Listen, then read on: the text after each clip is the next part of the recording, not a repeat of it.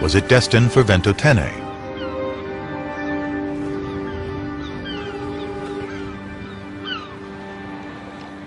When the ship sank in the 1st century BC, Ventotene had one very important resident, Augustus, the first emperor of Rome.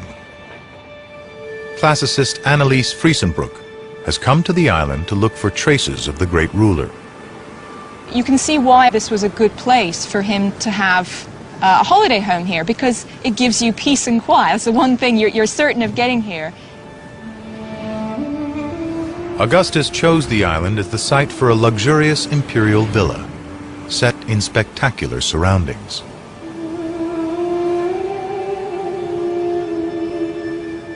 It was built as a seaside retreat, where Augustus could relax and recover from the business of running an empire. These steps here are the remains of what would have been a large communal bathing room for Augustus and his friends to enjoy. So over here, you've got a sauna where you could come and sit and sweat before going into one of the other baths, for example, the frigidarium. So it's sort of like a great kind of health spa, this place.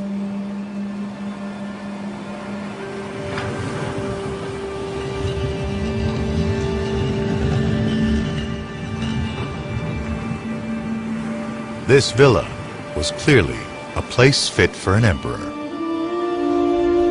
Was the wine from the shipwreck destined for the imperial cellars, or perhaps to fuel a Roman orgy?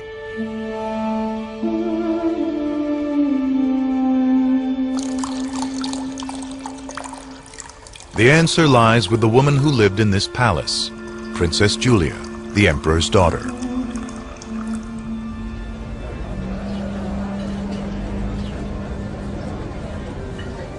Anneliese has studied Julia's tragic story. Julia is Augustus's only daughter, and he has everything set up for her to be the golden girl of his regime. She is a pawn on a chessboard. She is a piece to be moved around to suit Augustus's political ends. When Augustus comes to power, Rome is a decadent and morally corrupt metropolis. Eager to reform his imperial capital, the emperor vows to lead by example. He made a virtue out of the fact that he was restoring a kind of golden age of Rome, a morally pure period in comparison with the political and moral corruption that was seen to characterize the Republic.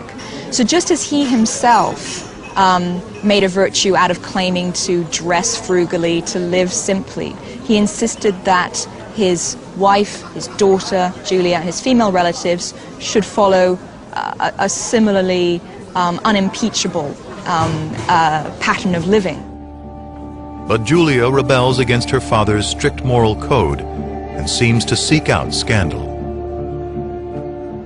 The worst thing she was said to have done was to have had sex on the rostrum, the speaker's platform in the forum, from where, of course, her father had probably issued his moral legislation of 18 BC, in which he had made adultery a criminal offense for the first time.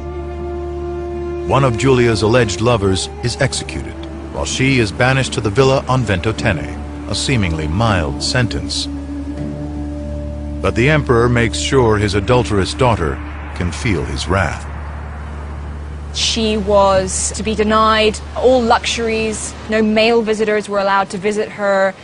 She was to be prevented from drinking wine, and essentially made to live the life that her father couldn't impose on her while she was living in Rome. Julia's villa is the only place of note on the island, so the wine on the wrecked ship must have been headed elsewhere, to the new provinces of Rome. The local tribes in France and Spain have a huge appetite for wine, but Rome has forbidden them from making their own. Wine merchants from mainland Italy capitalize on the local prohibition and sell their wine for huge profits. They can afford to risk losing a whole ship and its cargo, which wasn't a rare occurrence. The sunken ship carrying wine from the Bay of Naples probably ran into trouble only a day into its voyage and sank near Ventotene.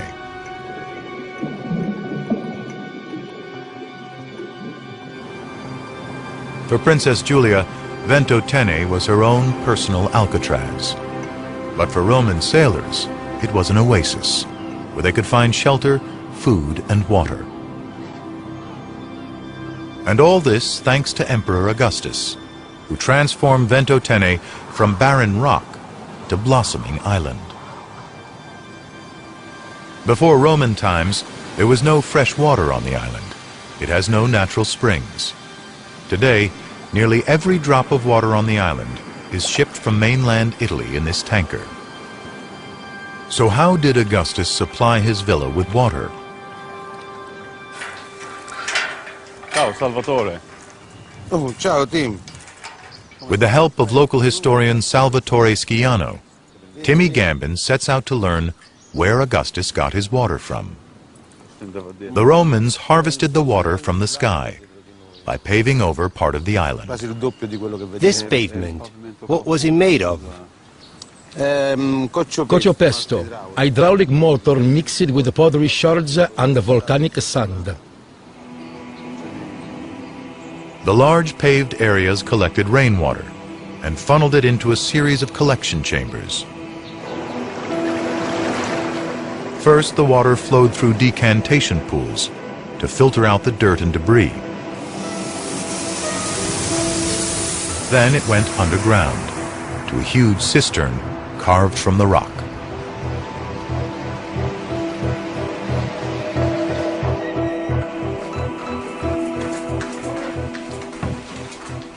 First thing that strikes you is how cool the temperature is inside. So it must have kept the water from turning stagnant. And so the Romans put a lot of thought in keeping the water fresh. To keep the water from escaping, the Romans used one of their many amazing inventions, which was this concrete that set underwater. We usually come across this in harbor structures, such as quays and wharfs, but in this case, the engineers have used it in this underground system. Augustus built 2 of these big water collection systems, which could gather more than 250,000 gallons of water a year.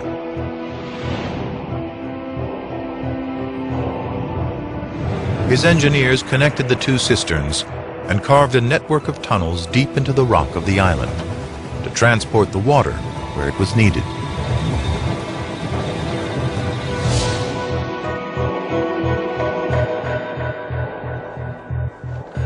This tunnel, which carried water to Julia's villa, is a masterpiece of precision engineering.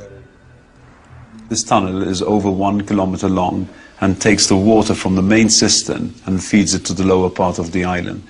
Cut it too steep and the water would just run off. Too flat and the water would stagnate. So the Roman engineers had to get the levels absolutely spot on.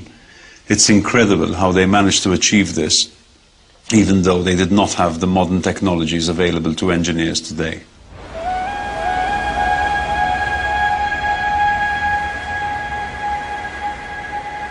The next wreck the crew discovers is highly unusual. When experts first see the sonar image, it looks less like an ancient ship and more like a pile of car tires.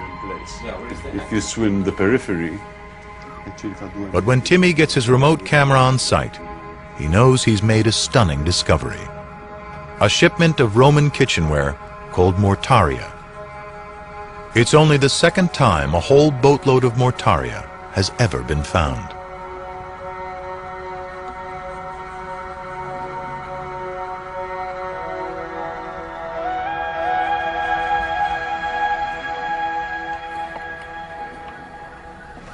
Scusate? Sì, sì. Dai, però Marco, ok. Guarda, io lo voglio prendere in spalla.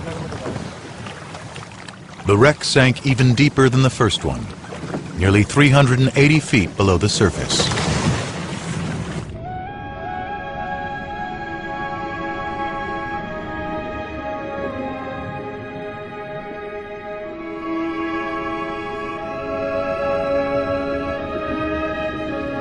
The ship's cargo lies in 2 separate piles, which suggests the ship sank violently.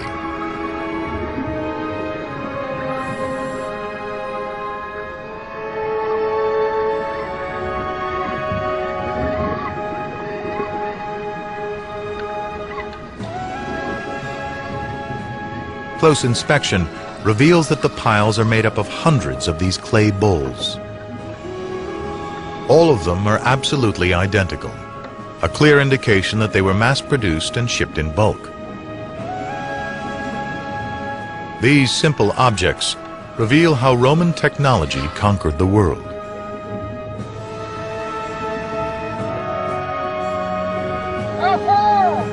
The pottery is so robust, Numero Uno has no problem bringing it to the surface.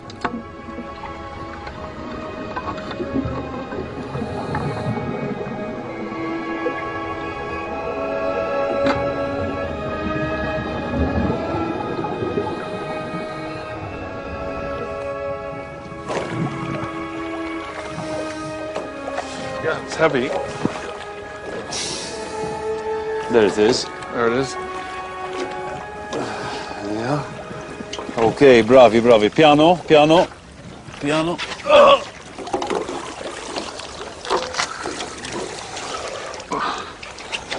Bravi, grazie. In the box.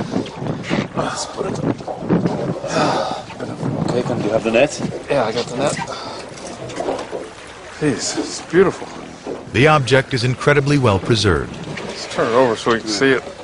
Even tiny details of the potter's work are still visible after 2,000 years. You can actually see the work through him. This ancient piece of clay is a perfect example of how Roman ideas spread through the empire.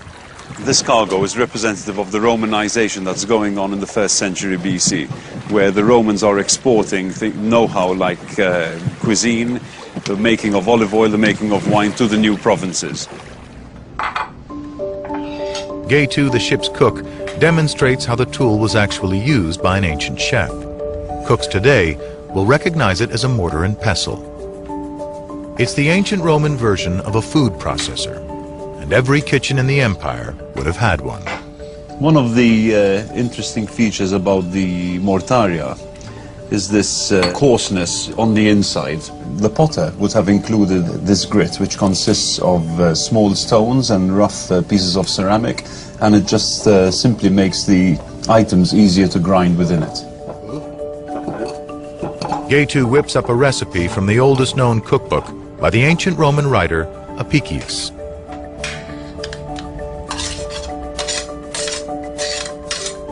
It's a sauce made from eggs, leeks, and herbs, the kind of food a common Roman would have eaten.